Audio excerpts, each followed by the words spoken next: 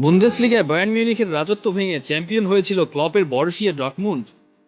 সাদা চুলের এই ভদ্রলোক বরুসিয়াকে নিয়ে গিয়েছিলেন চ্যাম্পিয়ন্স লিগের ফাইনালে। এরপর আসেন আলোচনায়। লিভারপুল ইয়র্গেন ক্লপের প্রতি এতটা ইন্টারেস্টেড ছিল না।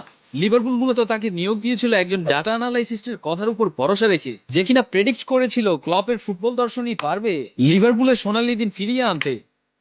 ক্লপকে নিয়ে আসার পর লিভারপুল যে সিটির মতো টাকা পয়সা ঢেলেছে সেটাও না।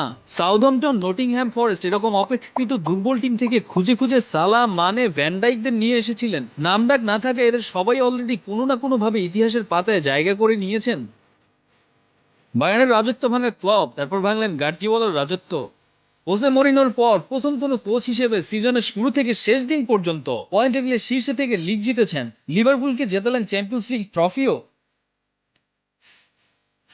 তবে ক্লপের আফসোসও কিছুটা থাকবে, যেমন বরুসিয়াকে চ্যাম্পিয়ন্স লিগ এনে দিতে না পারা, দুইবার উচলে রিয়ালের কাছে হারা, 1 পয়েন্টের জন্য প্রিমিয়ার লিগ হাতছাড়া করা, 90+ পয়েন্ট নিয়ে দুইবার প্রিমিয়ার লিগ না জেতা।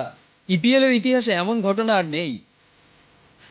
একজন কোচ যে কতটা প্রভাবশালী হতে পারেন এটা আসলে মরিনহো ক্লপদের না দেখলে বোঝা যায় না। স্বাভাবিকভাবেই আমরা ধরে নেই যে দল খারাপ করছে কারণ ভালো প্লেয়ার নেই, অথচ মরিনহো ক্লপরা দেখিয়ে দিয়েছেন তারকা প্লেয়ারদের দরকার নেই। আপনি যদি লিভারপুলের ফ্যান নাও হন, ফুটবল ফ্যান হিসেবে ক্লবের প্রতি কৃতজ্ঞতা আপনাকে করতেই হবে। Thanks for everything Mr Klopp, you will never walk alone.